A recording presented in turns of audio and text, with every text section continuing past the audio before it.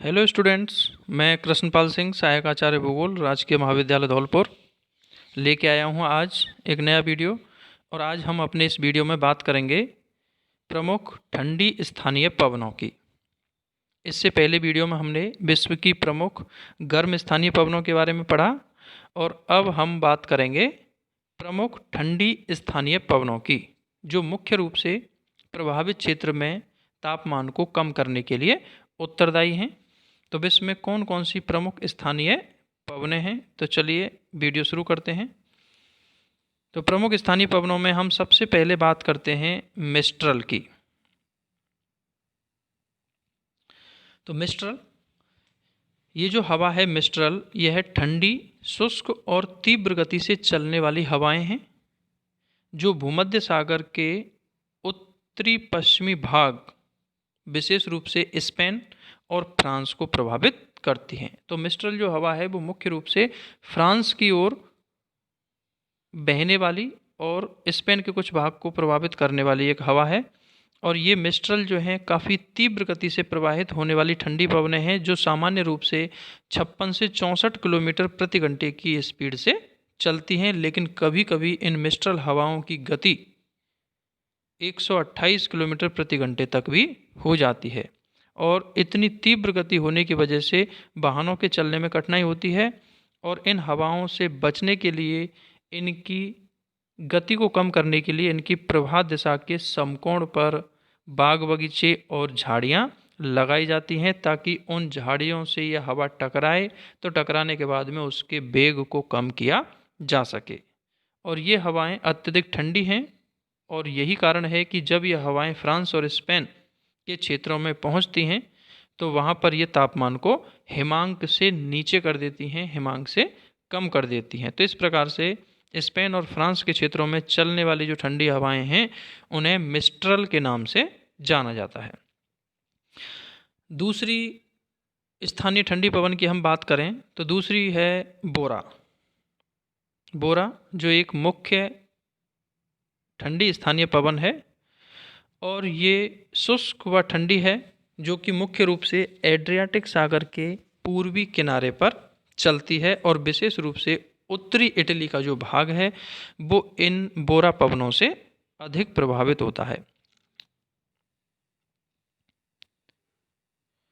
इनकी गति तेज होने के कारण, और चूंकि ये बोरा पवनें भी जैसे मिस्ट्रल काफ़ी तीव्र गति वाली ठंडी पवनें हैं, वैसे ही जो बोरा पवन है ये भी काफ़ी तीव्र गति से प्रवाहित होने वाली ठंडी पवनें हैं। और इनकी तेज गति के कारण ही रास्ते में पड़ने वाली जो इमारतें हैं उनकी छतें उड़ जाती हैं, और पेड़ पौधे धराशायी हो जाते हैं। और कभी कभी तो ये बोरा हवाएँ काफ़ी दिनों तक लगातार चलती रहती हैं, कई दिनों तक लगातार इनका प्रभाव बना रहता है। और सागरीय क्षेत्र से जब ये गुजरती हैं, एड्रियाटिक सागर को पार करके जब ये आगे उत्तरी इटली की तरफ बढ़ती हैं, तो ये नमी ग्रहण कर लेती हैं। फलस्वरूप इनके द्वारा उत्तरी इटली में वर्षा भी हो जाती है, और उत्तरी इटली के क्षेत्रों में तापमान ये काफ़ी कम कर देती हैं। तो इस प्रकार की ये जो हवाएं हैं, जो मुख्य रूप से उत्तरी इटली को प्रभावित करती हैं, इन ठंडी हवाओं को बोरा के नाम से जाना जाता है। अब हम बात करते हैं तीसरी ठंडी पवन की, और तीसरी जो ठंडी स्थानीय पवन है वो है ब्लिजार्ड।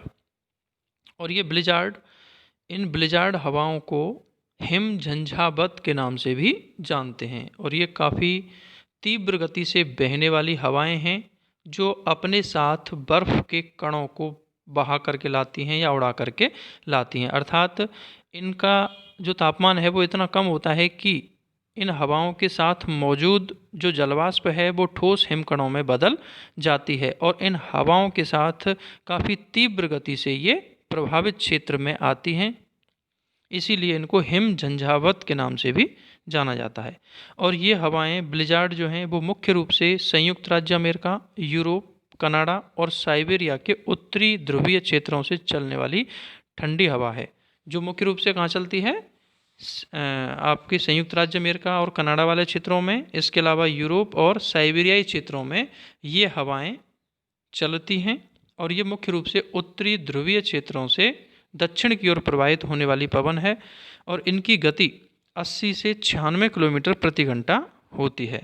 और हिमकणों से युक्त होने के कारण ही इनसे दृश्यता काफ़ी कम हो जाती है, अर्थात जो दृश्यता है वो काफ़ी ये घटा देती हैं। इनके आगमन से तापमान अचानक हिमांक से नीचे चला जाता है और धरातल पर बर्फ की परत आच्छादित हो जाती है। इन्हीं जो पवन हैं ब्लिजार्ड, इनको अलग अलग क्षेत्रों में अलग अलग नामों से भी जाना जाता है। जैसे यदि हम बात करें संयुक्त राज्य अमेरिका की, तो संयुक्त राज्य अमेरिका में यही उत्तरी ध्रुवीय क्षेत्रों से दक्षिण की ओर प्रवाहित होने वाली जो पवनें हैं, ये चूंकि संयुक्त राज्य अमेरिका में पूरब पश्चिम कोई स्थलीय अवरोध नहीं होने के कारण ये हवाएं मध्यवर्ती मैदान को प्रभावित करती हुई दक्षिणी तटीय राज्यों तक पहुंच जाती हैं और इन्हीं हवाओं को दक्षिणी संयुक्त राज्य अमेरिका के क्षेत्रों में नॉर्दर्न के नाम से जाना जाता है। नॉर्दर्न इसीलिए कहा जाता है क्योंकि ये हवाएं उत्तर की ओर से आती हैं। तो इस प्रकार से इन हवाओं के द्वारा जो ब्लिजार्ड है, इन ब्लिजार्ड हवाओं के द्वारा संयुक्त राज्य अमेरिका और कनाडा काफ़ी बड़े क्षेत्र में ये उनका अपना प्रभाव डालती हैं। वहीं यदि हम साइबेरिया की बात करें तो साइबेरिया वाले क्षेत्रों में इन्हीं उत्तर से आने वाली बर्फीली हवाओं को बोरान के नाम से जाना जाता है तथा यूरोप के क्षेत्रों में इनको ब्लिजार्ड के नाम से जाना जाता है। तो ये एक ही विशेषताओं वाली, एक ही प्रकार की उत्तरी ध्रुवीय क्षेत्रों से दक्षिण की ओर बहने वाली हवाएं हैं, लेकिन अलग अलग क्षेत्रों में इनको अलग अलग नाम से व्यक्त किया जाता है या इनको अलग अलग नाम से जाना जाता है। अब हम बात करते हैं अगली चौथी स्थानीय ठंडी पवन की, और यह है पैम्पेरो। पैम्पेरो जो मुख्य रूप से दक्षिण अमेरिका के पंपाज घास के मैदानों में चलने वाली एक ठंडी पवन है और यह दक्षिण पश्चिम से आने वाली एक ठंडी पवन है, अर्थात इसकी जो प्रवाह दिशा है ये दक्षिण पश्चिम से उत्तर और उत्तर पूर्व की ओर बहती है। जो मुख्य रूप से अर्जेंटीना जो देश है दक्षिण अमेरिका में, उस अर्जेंटीना में स्थित पंपाज घास के मैदानी क्षेत्र को ये अपने प्रभाव में रखती है, या फिर इसका प्रभाव अर्जेंटीना देश पर सबसे ज़्यादा पड़ता है। और यह पवनें मुख्यतया शीतकाल में जुलाई से सितंबर तक अधिक प्रभावी रहती हैं, अर्थात ये हवाएं शीतकाल में मुख्य रूप से प्रवाहित होती हैं और जुलाई से सितंबर, तो यहाँ हमें ये ध्यान रखना होगा कि जुलाई से सितंबर जो दक्षिणी गोलार्ध है उसमें शीतकाल के महीने होते हैं। तो अर्जेंटीना दक्षिणी गोलार्ध में स्थित देश है और यही कारण है कि यहाँ जुलाई से सितंबर का जो समय है ये शीतकाल का समय होता है और इसी समय ये पैम्पेरो हवाएं मुख्य रूप से पंपाज क्षेत्रों में प्रवाहित होती हैं और इनके द्वारा तापमान हिमांक तक पहुँच जाता है। और ये जो पैम्पेरो हवाएं हैं ये उत्तरी अमेरिका की जो नॉर्दर्न हवा है उसी के समान विशेषताओं के रखती हैं, उसी के समान स्वभाव वाली हैं। और अब हम बात करते हैं अगली हवा की जो है पुर्गा। और पुर्गा हवा ये मुख्य रूप से टुंड्रा प्रदेश में प्रवाहित होने वाली एक ठंडी पवन है जो उत्तर की ओर से ध्रुवीय क्षेत्रों से आती है और ये शीतकाल में चलने वाली तीव्र पवनें हैं, अर्थात शीतकाल में इन हवाओं की जो स्पीड है ये काफ़ी अधिक तेज़ होती है और इनके प्रभाव की वजह से टुंड्रा प्रदेश का जो प्रभावित क्षेत्र है उसमें तापमान काफ़ी कम हो जाता है और कोहरा युक्त मौसम हो जाता है। तो इस प्रकार से टुंड्रा प्रदेश में उत्तर की ओर से प्रवाहित होने वाली जो ठंडी पवनें हैं उनको पुर्गा के नाम से जाना जाता है। तो ये विश्व के विभिन्न इलाकों में प्रवाहित होने वाली प्रमुख ठंडी स्थानीय पवनें थी। उम्मीद करता हूँ आपको दी गई जानकारी अच्छी लगी होगी। आपको मेरा वीडियो पसंद आया हो तो इसे लाइक और शेयर करें और मेरे चैनल को सब्सक्राइब करें। धन्यवाद।